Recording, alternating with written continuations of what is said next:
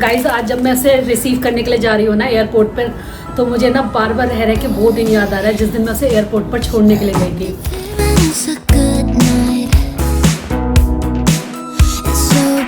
Afternoon दोस्तों, welcome to Indian mom studio.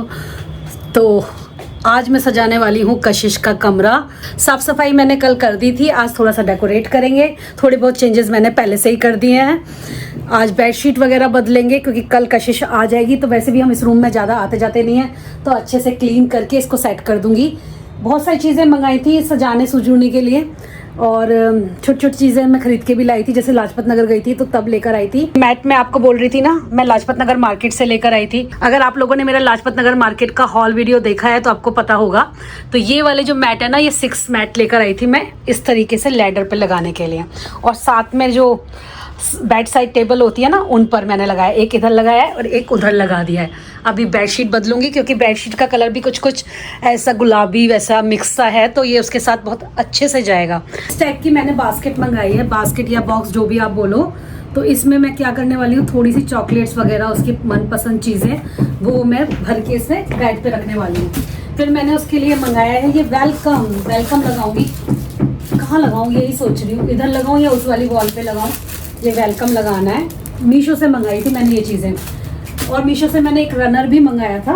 यार मीशो पे ये सारी चीज़ें बड़ी सस्ती मिल जाती हैं, और कपड़ा भी इसका बहुत बढ़िया आया है। देखो बहुत ही कलरफुल सा ये मैट है डाइनिंग टेबल पे डालने के लिए। फिलहाल मैंने वो वाला डाल दिया जो मैं लाजपत नगर से लाई थी। फिर 1-2 दिन बाद चेंज करना होगा तो ये वाला डाल के देखूंगी। ये भी बहुत बढ़िया कपड़ा आया है, बस कलर ना छोड़े, बाकी तो अच्छा है। एक ये वाली बास्केट भी मंगाई है सामान वगैरह रखने के लिए। और एक मैंने ये मैट मंगाया है। मैट की क्वालिटी तो अच्छी आई है, नो डाउट। ये काफ़ी सस्ता था मैट, जबकि अमेज़ॉन पे मैट काफ़ी महंगे मिल रहे हैं, लेकिन उसका मुझे डिफरेंस पता चल गया। प्राइस क्यों कम है इसके। एक चीज़ जो मैंने नोटिस करी, एक तो ये देखो पतला है और दूसरा ये छोटा भी है। तो यहाँ पर ना उन्होंने ये क्रॉस कटिंग करी है, बाकी इसकी क्वालिटी अच्छी आई है, फैब्रिक बढ़िया है, पीछे से भी बढ़िया है, ये एंटी स्लिप है।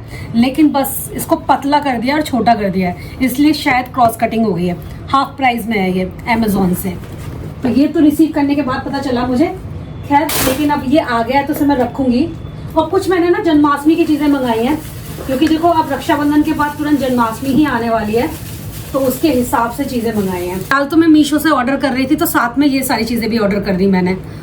तो ये देखो काओ, बहुत सुंदर आई है, ये बहुत सुंदर आई है। साइज़ इसका मुझे बड़ा लग रहा था जब मैंने इसमें देखा था, लेकिन ये साइज़ इतना बड़ा नहीं है, हथेली के साइज़ से थोड़ा सा छोटा है, लेकिन देखने में और क्वालिटी में बहुत अच्छा है। ये चीज़ मुझे पसंद आई। और मैंने क्या मंगाया, बैकग्राउंड मंगाया है जन्माष्टमी के लिए। ये देखिए, ये बैकग्राउंड है इस तरीके से, इसमें मोर पंखी बनी हुई है। लगाने के बाद मालूम पड़ेगा। इस टाइप के बैकग्राउंड भी काफ़ी सही प्राइस पर मिल रहे हैं मीशो पर, तो अगर आप चाहो तो चेक कर सकते हो अपने लिए। मैंने कहा चलो इस बार मीशो ट्राई करते हैं। अमेज़ॉन से तो मैं मंगाती ही रहती हूँ सामान। ये देखिए, ये बना हुआ है इसमें मोर पंख, अच्छा लगेगा बैकग्राउंड में ये। तो सोच रहे हैं इसको बैकग्राउंड में लगा के आगे कान्हा जी की झांकी वाकी लगाएंगे। झांकी का काम तो कशिश करती है, आके वो करेगी। लास्ट टाइम वाली कृष्ण जन्माष्टमी की अगर आपने वीडियो नहीं देखी है तो देख लेना एक बार, उसमें बहुत अच्छी डेकोरेशन की थी। इस बार मैंने कुछ इस टाइप की पिक्चर्स मंगाई हैं। ये देखिए कान्हा जी और राधा जी की, कितनी प्यारी लग रही है ना। झांकी के पीछे लगाएंगे इस तरीके से कुछ। अभी दिमाग में ऐसा कुछ खास आइडिया नहीं है, जब लगाने चलते हो ना तो आइडिया भी अपने आप दिमाग में आते रहते हैं। थोड़ा बहुत तो पहले से सोच के चलते हैं हम कि ये चीज़ें ले लेते हैं, डेकोर में काम आएंगी। बाकी फिर सारा सामान जब इकट्ठा होता है ना, तो अच्छे से जब लगता है तब पता चलता है कि क्या क्या चीज़ें कहाँ कहाँ लगा सकते हो। एक और बहुत अच्छी चीज़ मिल गई थी मीशो पे, तो मैंने सोचा इसे भी मंगा लेते हैं, झांकी में लगाएंगे। ये है माखन मटकी। ये देखो कितनी प्यारी आई है, ये लकड़ी की है, ये झांकी में लगी हुई अच्छी लगेगी। तो ऐसी छोटी छोटी चीज़ें ना अगर होती है घर में, तो फिर उनसे अच्छी सी झांकी सज जाती है अपने आप ही। और मेरे पास तो पिछले साल का भी सामान है। मीशो से आप मंगा के देखो, डेकोरेशन का सामान मुझे लगा सस्ता भी है और अच्छा भी है। थोड़ा बहुत हो सकता है कंप्रोमाइज करना पड़े क्वालिटी में। The city's shining from the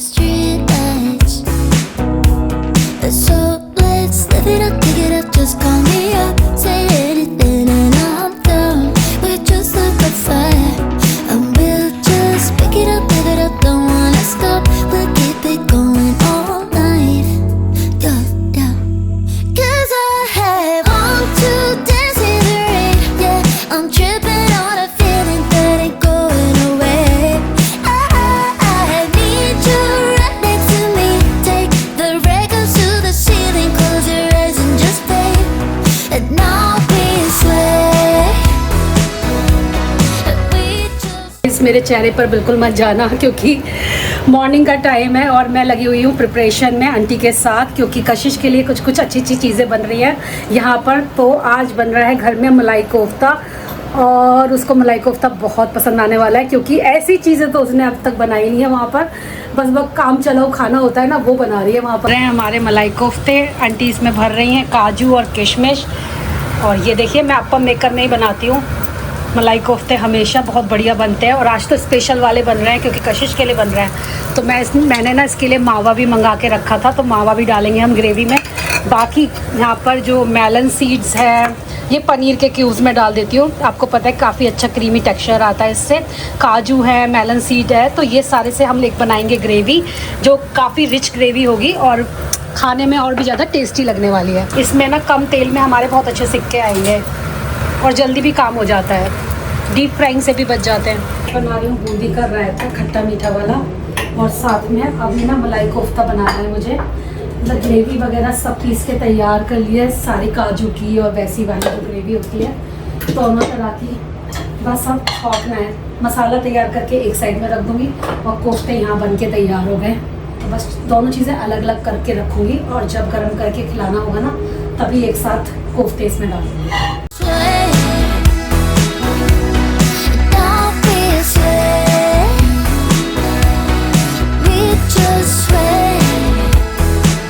तो भुने हुए प्याज और टमाटर, साथ में इसमें हरी मिर्च थी जिसे मैंने अच्छे से भूनकर इस तरीके से पीस लिया था।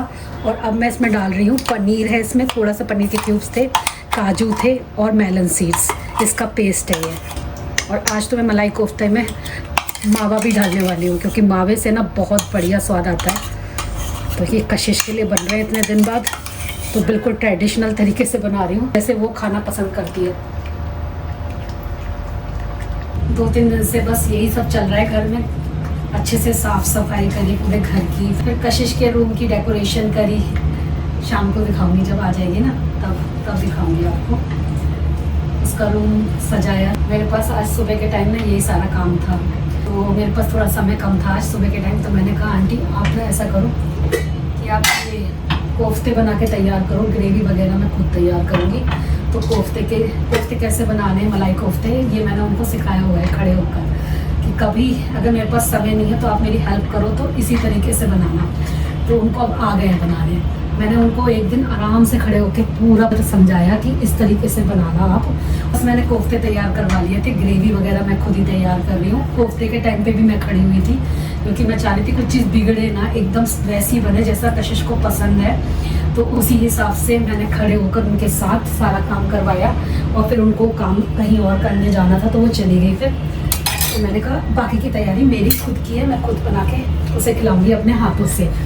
तो अभी मैंने इसमें जो वो डाला था ना पेस्ट, वो तो मैंने आपको दिखाई दिया था। साथ में इसमें थोड़ी मलाई भी जाएगी, क्योंकि मलाई से भी इसमें बहुत टेस्ट आता है। वैसे भी इसका नाम मलाई कोफ्ता है, और मलाई मैंने घर की ही ली है। ये बहुत ही अच्छी लगती है ये रेसिपी, मैंने पहले शेयर करी हुई है।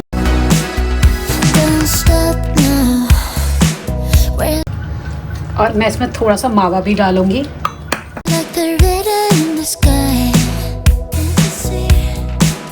यहाँ पे उसकी कशिश की कुछ डिमांड्स थी, जो कि कह रही थी कि मैं आऊंगी ना तो मेरे मुंह में गोलगप्पा डाल देना, ये कर देना, वो कर देना, उसे सब खाना है। तो ना रीवा ने कहा चलो कुछ थोड़ा सा लेके चलती हूँ, क्योंकि उसका पेट नहीं खराब करना है। तो रीवा ने कुछ स्वीट टाइप की कोई चीज मंगाई है ना, तुमने क्या मंगाया? मोमोज ही हैं, मलाई वाले ना। हाँ, मलाई वाले मोमोज है, स्पाइसी वाले नहीं है। हाँ, उसी के हिसाब से ज्यादा नहीं है, 1-2 पीस बस मैं रख के इसमें ले जाऊंगी, क्योंकि मैं चाहती नहीं वो ज्यादा खाए, क्योंकि मैंने खाना वाना सब बना रखा है, फिर वो खाना नहीं खाएगी। जरा सा तो पेट होता है। तो बहुत मलाई वाला है। हाँ, ये है मलाई वेजी नूडल्स। और ये मैंने येलो बाउल से 2 पीस रखो उसके लिए। और येलो बाउल जो है वो बहुत ही अच्छे मोमोज, डिफरेंट टाइप के मोमोज बना होता है। मतलब उसके मोमोज खा लो ना एक बार तो मजा ही आ जाता है। बस 2 ही रख के ले जाऊं? बस 2, इसकी क्रीम डाल दो। नहीं ठीक है, जितने रख के ले जाऊंगी वो तो नहीं खा जाएगी, फिर पेट खराब कर लेगी। ये सबसे बड़ी प्रॉब्लम होती है लोगों की, जो बाहर से आते हैं ना एकदम से खा लेते हैं, और फिर उसके बाद पेट पकड़ के अगले 4 दिन तक होता है ना, तो उसका कोई इलाज तो है नहीं। तो उसका भी वही हाल है। इसके नीचे होगी स्पून? नहीं है, नहीं है। ये रख लेते हैं। वो नहीं आएगी इसकी स्पेशल वाली पूंछ की। काश ऐसे बुके मुझे भी मिलते हैं। तुम्हें भी मिल चुके हैं भाई। तो ये आया है बेटी के लिए, नहीं मतलब हमारे टाइम के जो पापा लोग होते थे ना, उन लोगों को ऐसा कोई इमोशनल वो नहीं होता था। क्या करोगे पैसे बर्बाद? तो आजकल के पेरेंट्स काफ़ी इमोशनल होते हैं अपने बच्चों को लेकर। उसके पीछे एक दो रीज़न है जो सभी को पता है। आजकल बच्चे ज़्यादा करते नहीं है, एक या दो बच्चे होते हैं तो बस इमोशनल अटैचमेंट हो ही जाता है उनसे। फिलहाल देखो कितना प्यारा बुके बनवाया है प्रशांत ने कशिश के लिए, खुद जाके बनवा के लाए, बोले मैं लेकर जाऊंगा। और देने तो वैसे मैं वाली हूँ। कोई भी दे दे, क्या फर्क पड़ता है। तो गाइस आज जब मैं उसे रिसीव करने के लिए जा रही हूँ ना एयरपोर्ट पर, तो मुझे ना बार बार रह के वो दिन याद आ रहा है जिस दिन मैं उसे एयरपोर्ट पर छोड़ने के लिए गई थी।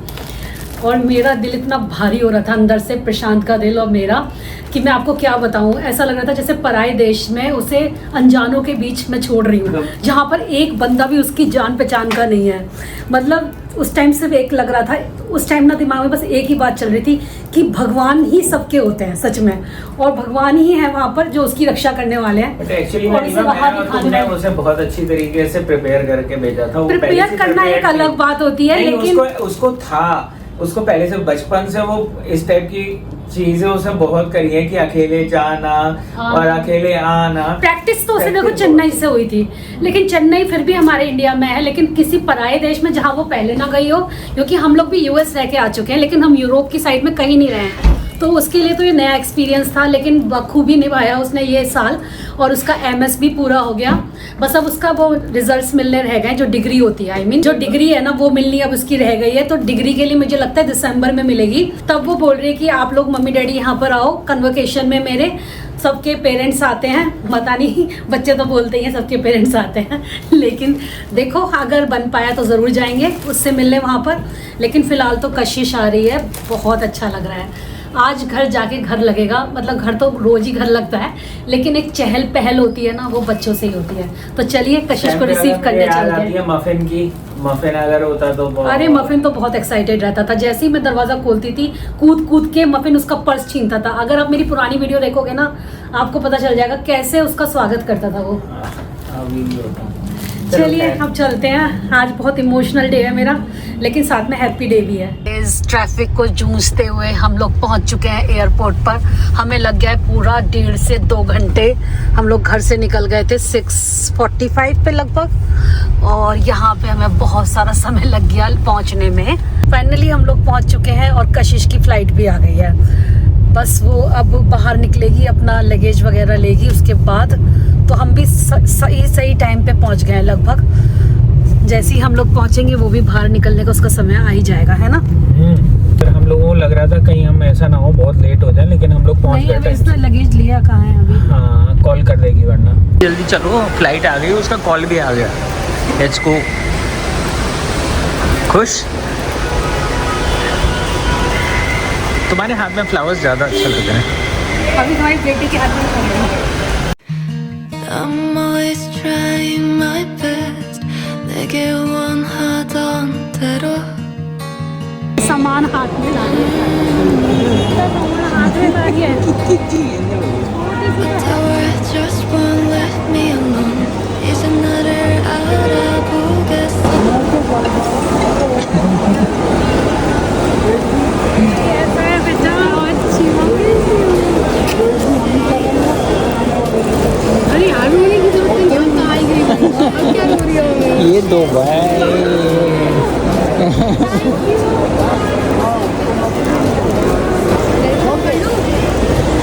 तेरा बच्चा।